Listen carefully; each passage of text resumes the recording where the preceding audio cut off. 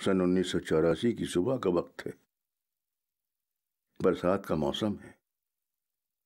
14 जुलाई तारीख है। एक पुराने ईसाई कब्रिस्तान में पुराने दरवाजे की जानिब एक पुराने जमाने का अंग्रेज एक हाथ में छाता लिए आहिस्ता आहिस्ता पहाड़ी पगडंडी पर चला आ रहा है। उस बुजुर्ग अंग्रेज की निगाहें परेशान हैं।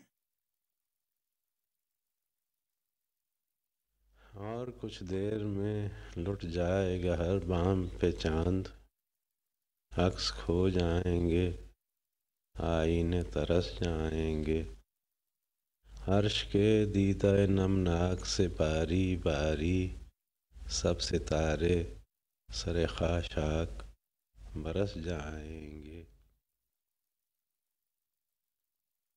पर्वत वो सबसे ऊंचा हमसाया आसमां का, वो संतरी हमारा वो पासबां हमारा।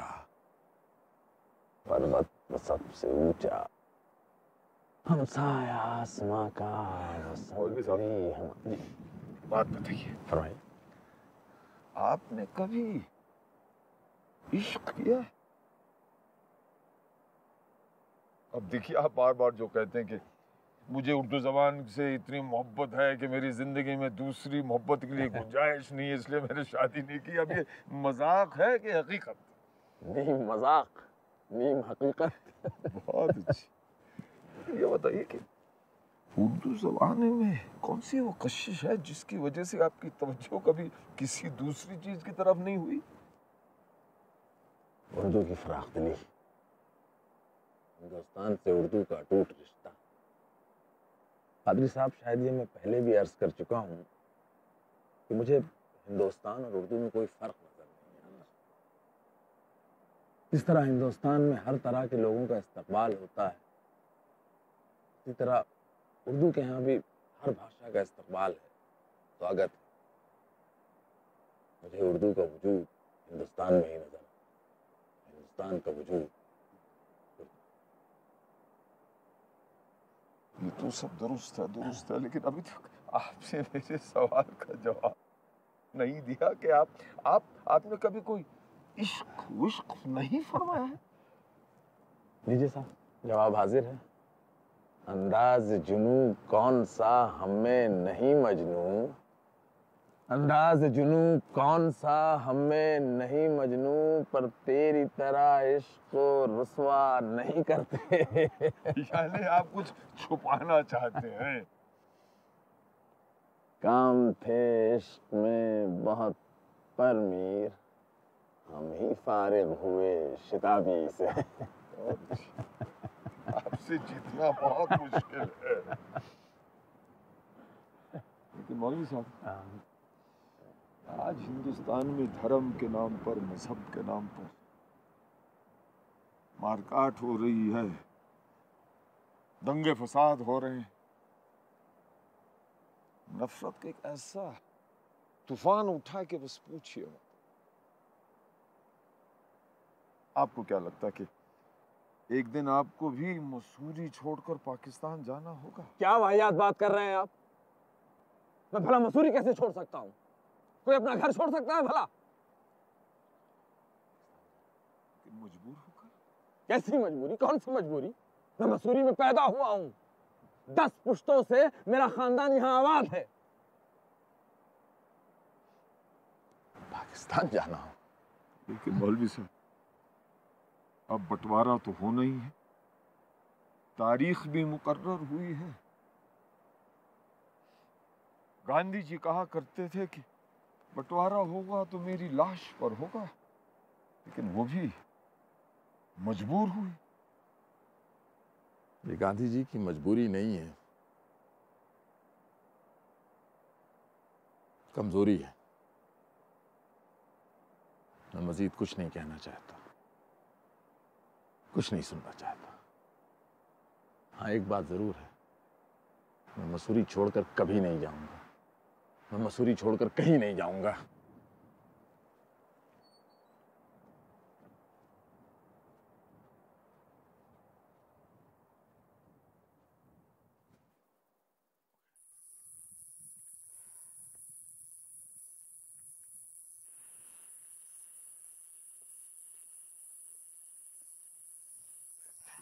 ओह, माफ कीजिए, मैं कुछ ख्यालों में गुम था। जी मैं भी। अच्छा, ये बताइए कि आप कौन से ख्यालों में गुम थी? बस वही जिन ख्यालों में हर औरत गुम रहती है। मसलन? मसलन कि ये कबाब कैसे बने होंगे, इनमें मैंने मसाले ठीक डाले हैं या नहीं, पता नहीं खाने वालों को पसंद आएंगे या नहीं, वगैरह वगैरह। बस इसी किस्म के ख्याल। तो आप इसी किस्म के ख्यालों को उनके अंजाम तक पहुंचाने की कोशिश क्यों नहीं करती? जी कबाब गिरा दीजिए ना।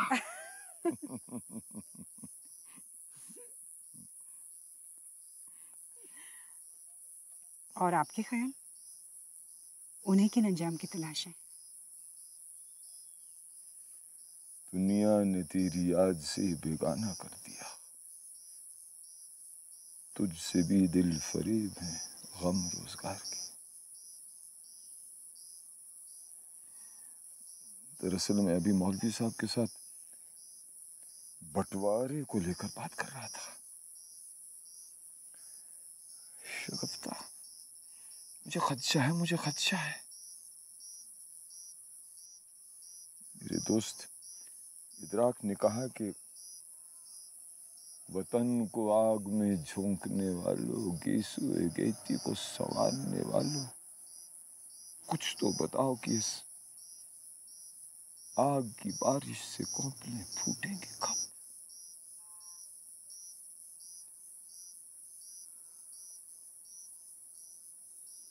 इसी घर में जलाया है चिराग आरज़ू बरसों। बेटी जरा सोचो तो, बंटवारे की बात से पहले हिंदू मुसलमान एक होकर आजादी के लिए लड़ रहे थे। गांधी जी के अहिंसा के रास्ते ने बगैर किसी खून खराबे के अंग्रेजों को हमें आजादी देने पर मजबूर कर दिया। और तो और हमारा जो कौमी तराना है, तुम जानती हो किसने लिखा है? एक मुसलमान शायर ने, इकबाल।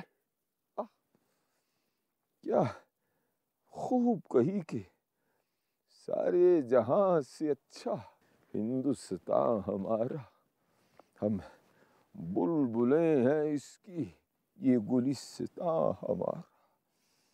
गुर्बत में हो अगर हम, दिल रहता है वतन में।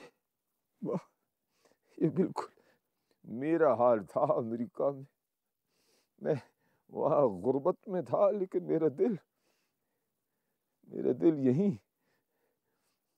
हिंदुस्तान में था। वाह, सारे जहां से अच्छा ये हिंदुस्तान हमारा। मैं जानता हूँ बेटी, मैं जानता हूँ कि आज पाकिस्तान में इकबाल की बहुत इज्जत है। दुरुस्त है बेटी। उर्दू शायरी सीखने के मकसद से हम तीनों की दोस्ती शुरू हुई, और फिर आहिस्ता आहिस्ता वो रिश्ता दोस्ती के रिश्ते में तब्दील हुआ। इतना मजबूत रिश्ता आज भी कायम है। पादरी साहब, बोलो। उन्हें बताइए कि आप किस तरह इस कब्रिस्तान वाले घर में आए थे। भला कोई कब्रिस्तान में किसी को दावत देता है? मौत तो देती है। बिल्कुल दुरुस्त फरमाया। इन तीनों के मन में जरा भी फर्क नहीं था। और हमने पादरी साहब से एक बार कहा और ये मान गए। पर वो सिर्फ एक दावत नहीं थी, वो तो जिंदगी का एक अलग ही रूप था। जो दोबारा देखने को नहीं मिला।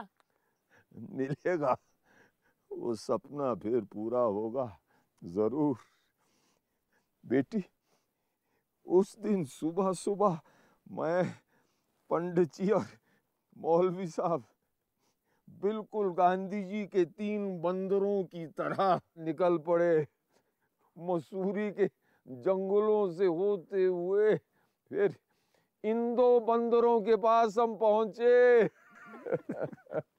वो दिन मैं कभी भूल नहीं सकता हूँ। एक बंदर एक बंदरिया। ये तो आप जाने, ये तो आप जाने। वाह, सारे जहां से अच्छा ये हिंदुस्तान हमारा। पादरी साहब, आपने कभी शिकार का कोई शौक वौक फरमाया कि नहीं? बखूबी बखूबी। दरअसल मेरे पिताजी को शिकार को उतना शौक नहीं था, लेकिन मेरे जो सबसे छोटे चाचा जी थे ना, उन्हें बहुत ज्यादा शौक था। और एक दिन जब मैं मतलब तकरीबन 10 साल का था, तो हम दोनों चल पर जंगल में, सुबह से लेके शाम तक खाली हाथ। शाम को अचानक पीछे से एक ऐसी भयानक आवाज आई कि ढेर सारे जानवर हमारे ऊपर कूदने वाले हैं। मेरे चाचा जी ने, आपने वो काउबॉयज फिल्म्स नहीं देखी है, जिस तरह हीरो यूं एक बंदूक उठाता है, बिल्कुल उसी तरह चाचा जी ने इतनी भारी बंदूक उठाई कमर तक कि सामने से चीतलों का एक पूरा झुंड निकला। तो मेरे चाचा जी ने दे मारी एक गोली और एक चीतल ढेर। लेकिन मौलवी साहब, आइए मौलवी साहब और पंडित जी, जब हम उस चीतल की लाश के पास पहुंचे तो हमने क्या देखा कि वो मादा है। और आप जानते हैं कि मादा जानवर को मारना कोई अच्छी बात नहीं है। मेरे चाचा जी को बड़ी तकलीफ हुई। खैर, क्या कर सकते थे, बस उस चीतल की लाश को उठाकर हम फॉरेस्ट बंगला वापस चले। हमारे दर्शन खानसामा के पिताजी ने उसका रोस्ट बनाया, लेकिन हमारे चाचा जी के दिल में ये मलाल रहा कि उनसे बहुत बड़ी भूल हुई। अब देखिए मौलवी साहब, पंडित जी, शिकारी का दिल भी कितना मुलायम होता है। अच्छा, अब ये बताइए कि आपको भी कुछ शिकार का शौक है या नहीं? साहब, शौक तो इतना नहीं है, लेकिन तजर्बा है। और तजर्बा भी खासा खतरनाक और उतना ही पुरमजाक। वो हुआ ये कि हमारे एक दोस्त हुआ करते थे, सईद साहब। हाँ, बिल्कुल बिल्कुल। और एक दोस्त हुआ करते थे अनिल जोशी साहब। हाँ, बखूबी जानता हूँ। अब साहब दोनों को शिकार का बहुत शौक। क्या बात है। अच्छा साहब, दुनिया माने या ना माने, दोनों अपने आप को बहुत बड़ा शिकारी मानते थे। क्या बात है। बहरहाल एक बार हम लोग मसूरी के नीचे जंगलों में शिकार की तलाश में निकले, और साहब बड़ी देर तक कोई शिकार नजर नहीं आया। एक पेड़ की आड़ लेके बैठ गए कि चलिए साहब कोई तो जंगली जानवर नजर आएगा। तभी एक टाइगर की आवाज सुनाई दी। और साहब अनिल जोशी साहब तो कहीं नजर नहीं आए। वो डर के मारे भाग गए। मैं उन्हें जानता हूँ। सईद साहब करते क्या ना करते, फायर कर दिया। उनका फायर करना था कि टाइगर वहीं ढेर हो गया।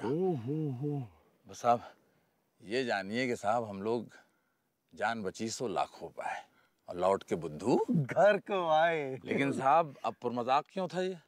पुरमजाक ये था कि शहर में आते ही सईद साहब और अनिल जोशी साहब ने हंगामा कर दिया कि उन्होंने टाइगर का शिकार किया है। और साहब खूब उनकी आओ भगत हुई, और कोई माला पहना रहा है, कोई तस्वीर खिंचवा रहा है, और सईद साहब वो टाइगर के ऊपर यूं बंदूक उठाए वो तस्वीरें खिंचवा रहे हैं। और मुझे मालूम था कि साहब असल सूरत हाल क्या थी। क्या थी साहब, वो तो बंदूक चल गई। वो बंदूक चल गई और शेर की किस्मत अच्छी नहीं थी। यानी अचानक चल गई। अचानक चल गई, डर के मारे चल गई। लेकिन पंडित जी, कुछ आपको भी शिकार विकार का अनुभव है कि नहीं? जी हुजूर, हम तो मांस खाते नहीं और ना ही किसी जानवर की हत्या में विश्वास रखते हैं। बिल्कुल सही है साहब। लेकिन हमारे ठाकुर साहब एक दिन जिद करके हमें जंगल में ले गए कि चलो शिकार पे चलते हैं। मुझे लगता है कि ये खबर शेरों को पहले मिल और शेर कहीं जाके सब छुप गए जंगल के अंदर। और सारा दिन वो बेचारे घूमते रहे। हताश होकर शाम को जब वो लौटे तो उनके हाथ में एक खरगोश था। लेकिन एक बात बड़ी पते की बोलते थे वो हमेशा कि अगर शेर के शिकार के लिए निकलो, माफ करना, बकरी के शिकार के लिए निकलो तो शेर की गोली हमेशा साथ में रखो। अब देखिए, शेर की गोली तो हमेशा हमारे मौलवी साहब के पास रहती है। जंगली शेर ना सही, शेर शायरी वाले शेर। देखिए, अब शेर से हम शेर पर आ गए, कुछ हो जाए। लेकिन साहब, अजराह मजाक ही सही, शेर और शेर में भी बहुत बड़ा ताल्लुक है। वो कैसे? गौर कीजिए, जब शेर शिकारी के सामने होता है, शिकारी शेर के सामने होता है, तो दोनों में जो फासला है वो सिर्फ ज़िस्त व मर्ग का है। और देखिए साहब, इस ख्याल को उस्ताद ज़ौक़ ने क्या ही उम्दा तरीके से बांधा है। हाँ जी, सुनिए। लाई हयात आए, क़ज़ा ले चली चले। लाई हयात आए, क़ज़ा ले चली चले। अपनी खुशी ना आए, ना अपनी खुशी चले। और देखिए साहब, अपनी खुशी ना आए, ना अपनी खुशी चले। और साहब, गौर कीजिए, अगर शिकारी को ये एहसास हो जाए कि अब वो शेर का लुक़मा बनने वाला है तो क्या सोचता होगा? और ये सोचता होगा बकौल ज़ौक़, कम होंगे इस बिसात पे हम जैसे बदक़िमार। वाह वाह वाह वाह। कम होंगे इस बिसात पे हम जैसे बदक़िमार। और जो चाल हम चले सो निहायत बुरी चले। जो चाल हम चले सो निहायत बुरी चले। और साहब, अगर शेर साहब को ये एहसास हो जाए कि वो शिकारी का लुक़मा बनने जा रहे हैं, तो वो क्या फरमाते? तो वो ये फरमाते कि साहब, हो उम्र खिज़्र भी, हो उम्र खिज़्र भी तो कहेंगे बवक्त मर्ग। हो उम्र खिज़्र भी तो कहेंगे बवक्त मर्ग। हम क्या रहे यहाँ, अभी आए अभी चले। हम क्या रहे यहाँ, अभी आए अभी चले। अब कब्रिस्तान का रुख करिए। चलिए साहब, चलिए। अब बेहतर तो है यही कि न दुनिया से दिल लगे। वाह वाह। बेहतर तो है यही कि न दुनिया से दिल लगे। पर क्या करें जो काम ना बेदिल लगी चले। लेकिन साहब, मुश्किल ख्याल को आसान ज़बान में अदा कर देना, ये मोमिन साहब। तुम मेरे पास होते हो गोया, तुम मेरे पास होते हो गोया, जब कोई दूसरा नहीं होता। अब यही किस्सा देखिए, चौकीदार नहीं है। अबे ओ अमर सिंह के बच्चे, कहाँ मर गए तुम? दावत देते और खुद गायब हो जाते हो। आपको रास्ते में मिले नहीं? अरे हम तो जंगलों से होते हुए आ रहे मोमिन साहब के साथ। देखो, अमर सिंह तो नहीं मिले, उनका भूत जरूर मिला। और उनका भूत बहुत परेशान है। वो कह रहा हमें जंगल में नहीं मरना है, कब्रिस्तान में जाके मरना है। अब वो कब्रिस्तान का शैतान है कहाँ? ओ अमर सिंह, कहाँ मर गए भाई? अरे पादरी साहब, कब्रिस्तान का भूत आ गया। भूत आ गया। अरे पादरी साहब, आप जिंदा चलकर आ गए। लो, मुझे तो लगा था कि आज आप कॉफिन पैक होकर आएंगे। वो देखिए, मैंने आपके वालिद मरहूम की कब्र के साथ आज एक नई ताजा कब्र बनाई है। अमर सिंह के बच्चे, तुम्हारी हसरत कभी पूरी नहीं होगी। मैं तेरी अस्थियां बोलते ना, अस्थियां गंगा मैया में पराए बगैर मरने वाला नहीं हूँ। अरे पंडित जी, मौलवी साहब, पादरी साहब की बातों का बुरा मत मानिएगा। इन्होंने मुझसे वादा किया है कि मैं तुम्हें अपनी खिदमत करने का पूरा मौका जरूर दूंगा। नहीं साहब, अमर सिंह साहब, आप चिंता मत कीजिए। मैं पादरी साहब को अब थोड़ा थोड़ा जानने लगा हूँ। उतना काफी है, उतना काफी है। अब पंडित जी आप इनसे पूछिए कि दावत कहीं गेट पर होगी, अंदर नहीं बुलाएंगे, इन्हें बड़ी भूख लगी है। सबसे पहले मौलवी साहब, पहले आप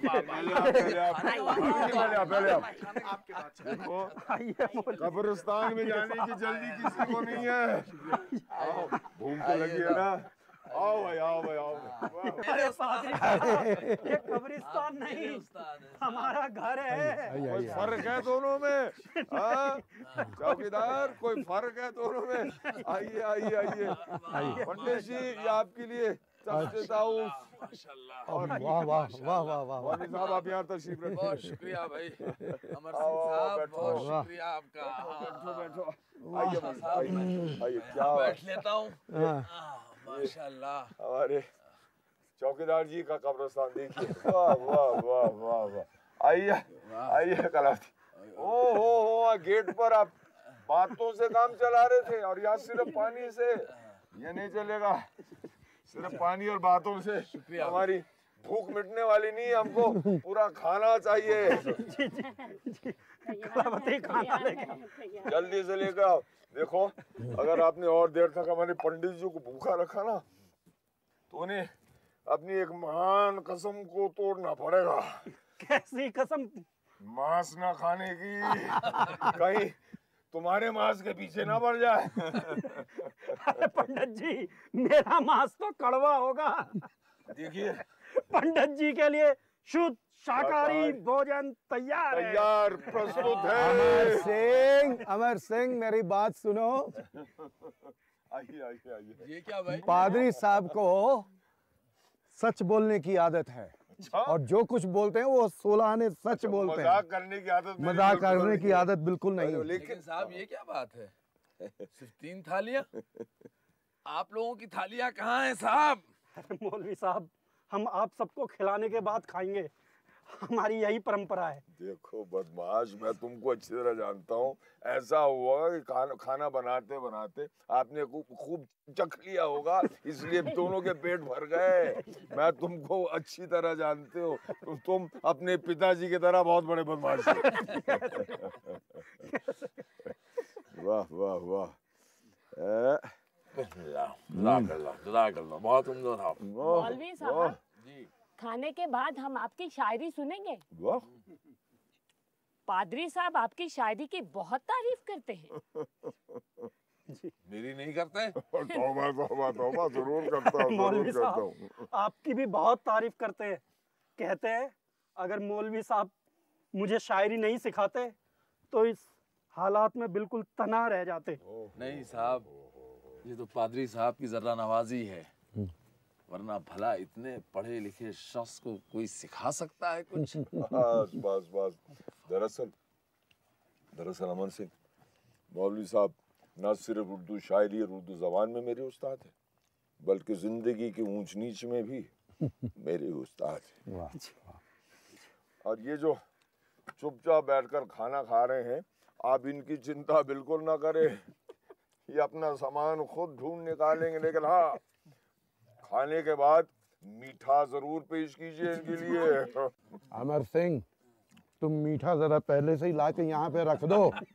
ऐसा ना हो कि मुझे बाद में हासिल ना हो, क्योंकि पादरी साहब को मीठा बहुत पसंद है। पंडित जी के लिए मीठा तैयार है। लाइए। कलावती, मीठा लेके जल्दी आओ। से लाइए, जल्दी से लाइए, वरना ये बहुत नाराज हो जाएंगे। अब एक बात है, खाना बहुत लजीज है। वाह वाह वाह।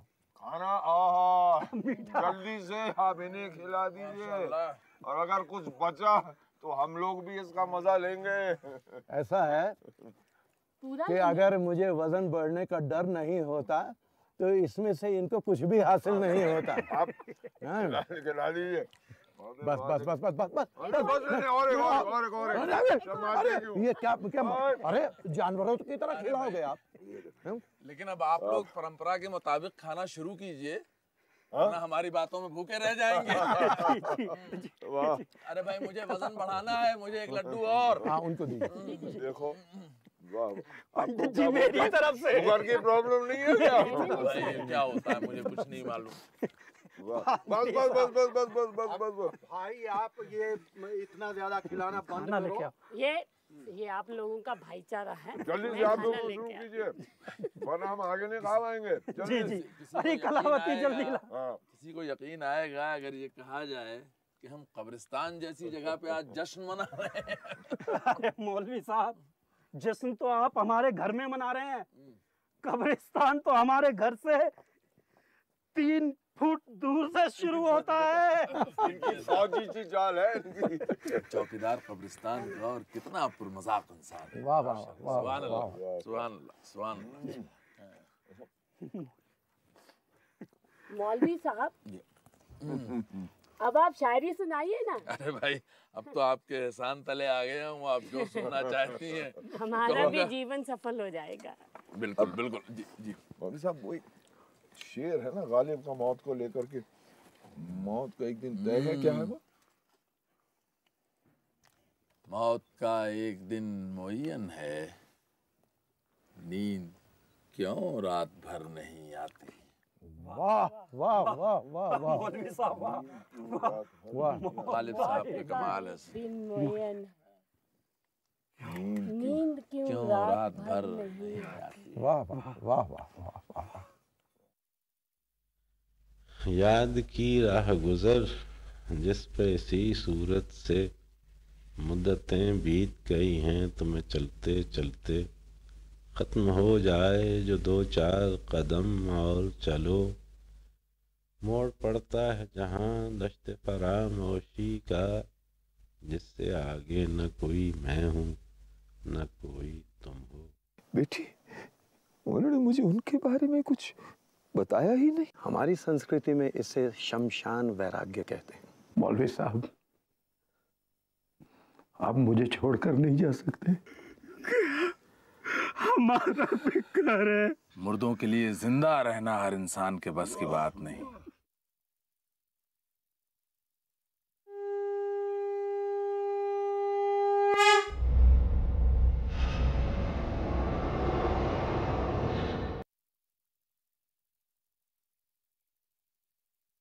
मन की